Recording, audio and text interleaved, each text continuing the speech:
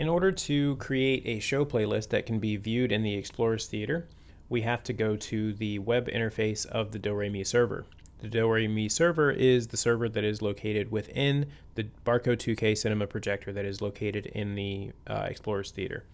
I'd like to note that this video was made on July 4th, 2019, and so some of these steps may be different for you if, for instance, there is a different server or maybe even a different network that's being used. In our case, in order to access that web address or that URL, that web interface, we have to be able to access the TMM local wired network. If we are not on a terminal that can do that, these steps will not be possible.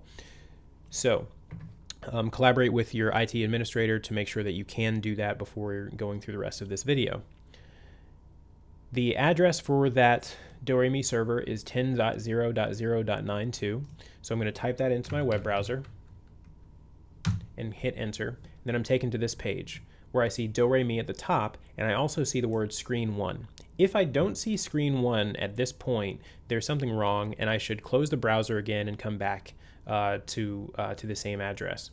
The reason why you may not see screen 1 is the projector server itself may not be fully booted yet. And that sometimes happens if you just restarted the server because of an update or maybe even because of some troubleshooting that you were doing. It does take a few minutes after you first initially turn the server on or turn the projector on for the server to completely boot and be ready for us to manipulate it.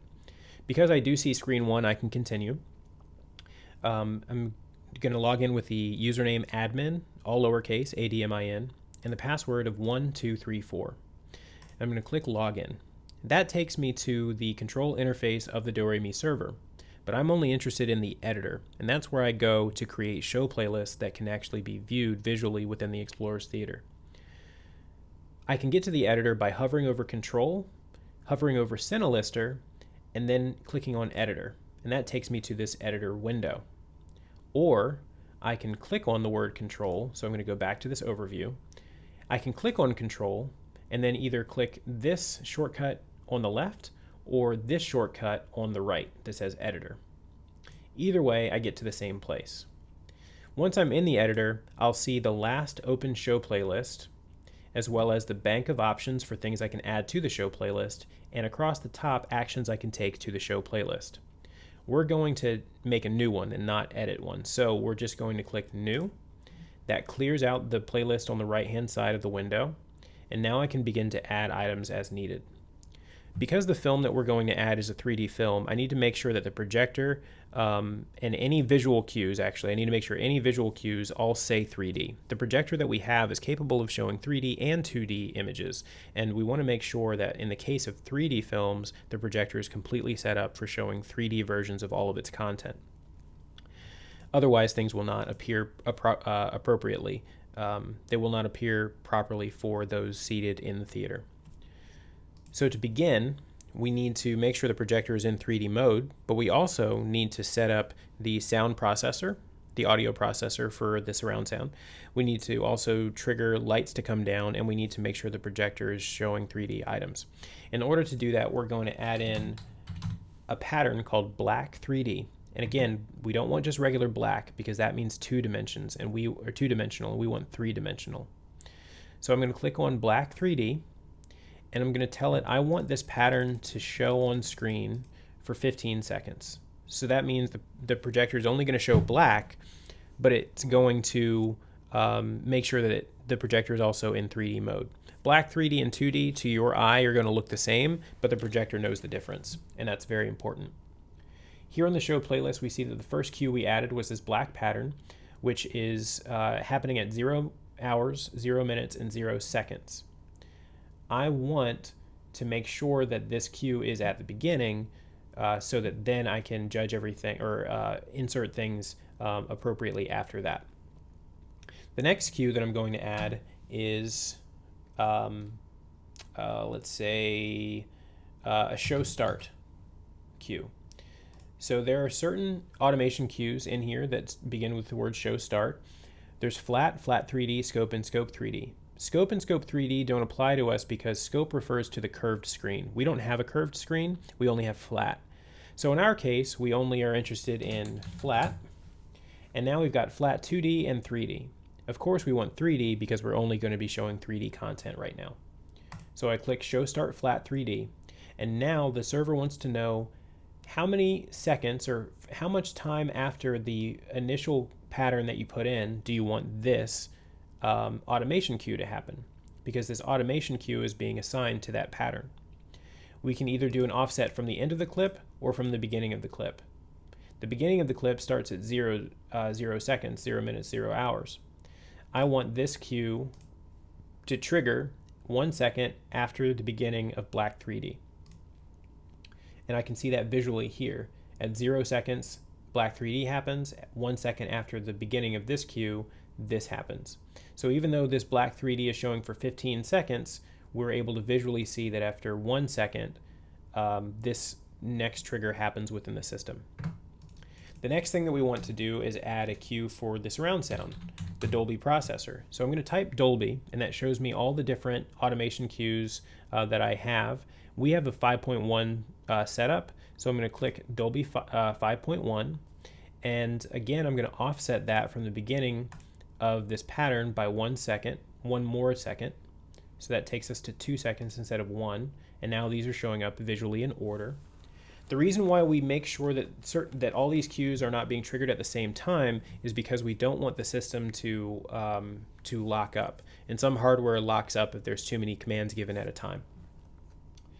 After we've told it to go to 5.1 processing mode or decoding mode, we also want to set a sound level before we've listened to any audio. A good standard for us is sound level 4.5, so I'm typing sound level to see the automation cues for that level or for this command, and I've got 4.5. I'm going to use that. Offset that by 1 additional second. And the last item that we're going to add is a lighting cue. I want the lights to actually go down once the show playlist starts. So right at 10:30 or whatever time the movie is starting, I want black to come up and I want the lights to start to fade down before we see anything else visually on the screen. So I'm going to choose lights down versus mid-level or up all the way. And we'll offset that by 1 more second. And there we go. We've got the beginning of the show playlist. Before we continue, let's save it. I'm going to click Save, and I'm going to type the name of the feature that we're doing, which is Deep Sea Challenge. Even though I haven't added the movie yet, this show playlist is what shows up in our schedules, and so we want to make sure that the title reflects what it is that is in the show playlist. All right, now that we've got all that, let's start to add some visual elements. So we like to start with a Dolby countdown, and there's a 3D Dolby countdown that shows right here. We'll add that in, and we see that cue that we just put in is happening at 15 seconds from the very beginning of the show playlist, which we know because the black 3D that we put in was also being shown for 15 seconds. If I click the magnifying glass, I can see that. If I click the magnifying glass on this countdown, I'll see other items, or I'll see details about that particular video that's about to be shown. But even if I hadn't done all that, because this says 15 seconds here, that tells me that everything prior to it takes up 15 seconds total. Why 15 seconds? Well, the lights down cue actually takes about 8 to 10 seconds to completely fade down. So I've offset all these commands by 1 second to give them their own space, and then the final cue of lights down is going to take place elegantly and smoothly before we ever see the Dolby countdown. So by the time this pops up, the lights should be completely faded down. So when you just do the math there, that's just kind of how we came up with those numbers. Okay, so now that we're on the Dolby countdown, I'm going to click on that to make sure that everything I add from this point on is getting attached to that or coming after it. I don't need to trigger any other sound levels because I know that this sound level is pretty good for this countdown. However, the feature that I add may need another sound level, and I can change that later. I'm going to add a trailer because we right now are showing, I think we're showing Depot. Actually, we're not. We don't have a trailer for that. We have a trailer for something called Oceans. And when I search for oceans, I see a show playlist. I don't want that. I see a feature that's like 40 minutes long. I don't want that. But here's a trailer. The server knows what items are trailers and whatnot because of the nomenclature here and the different naming conventions that are used for these file names that come from the distributors. We don't change these file names because these are very important for the server and for our purposes as technicians. I'm going to click on this trailer, and now I see that this trailer starts at 35 seconds from the beginning of the show playlist, which lets me know that the Dolby countdown must be 20 seconds long. Now that I'm showing this trailer, I'm going to get ready to show the feature. And the feature is Deep Sea Challenge. So I'm going to go and search for Deep Sea Challenge. Let me see. If I search deep, I see a feature called Deep Sea, and I know it's 40 minutes long. This is the one I'm looking for. I would also know this because I just uploaded that onto the server, so I would know this file name. I'm going to click Deep Sea 40 minute. This is the movie. That starts at 2 minutes and 19 seconds from the beginning of the show playlist. If I click on the magnifying glass next to it, I can see that the duration of this film is 38 minutes and 51 seconds. And I can see other things here as well. When this starts, I can do a couple things. I can change the sound level. In my case, I think I actually will, because I think this film might be a little loud. So I'm going to go back into sound level and take it to 4.0, which is a little bit less than 4.5, which is what the system was on before. And I'm going to offset that 1 second from the beginning of this clip. Notice that 1 second doesn't make this say 0 minutes and 1 second. Instead, it says 2 minutes and 20 seconds, because that is 1 second after the beginning of this clip within the general show playlist. Apart from that, I don't need to do anything else during the film. I could get really crazy with this, but we don't usually do that. Instead, I want to now have the credits, when the credits roll or when they're done rolling, I want the lights to come up to mid-level instead of going all the way up, because that's a little jarring for the eye.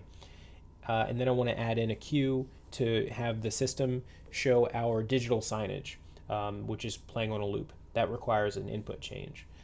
So let's start with lights. I want the lights to go to mid at the end of the clip. So 38 minutes, 51 seconds, I want the lights to begin fading up. Once they do that, remember I clicked from the end of the clip and not from the beginning. Once I do that, I can also add the signage input. So I'm going to look for signage, and I've got this automation cue called signage input, use me. Don't worry about what these others are. They may also not be there by the time you watch this video. I'm going to click on signage input, and I'm going to say from the end of the clip, 0 seconds, which actually means I need to offset the lights mid by 1 second. There we go. So lights mid triggers, and then the signage input triggers at the very end. When it switches to signage input, the projector also goes back into 2D mode, which is what it needs in order to show our digital signage. And so now that'll loop from the end of this show playlist until the very beginning of the next. So if someone walks into the theater early before their next showing, they'll have something on the screen already marketing various things throughout the museum. This is now a completed show playlist, and all we have to do is click save, make sure that we're saving it to the correct title. We had done some work on this already before, so I'm now being asked if I want to overwrite what I saved, which is yes, I do. I click OK, and now I've got a complete show playlist. This show playlist can now be added into the schedule by clicking New. You can search for this one that we just did, Deep Sea Challenge here, and then add it at whatever time and date that you might want it.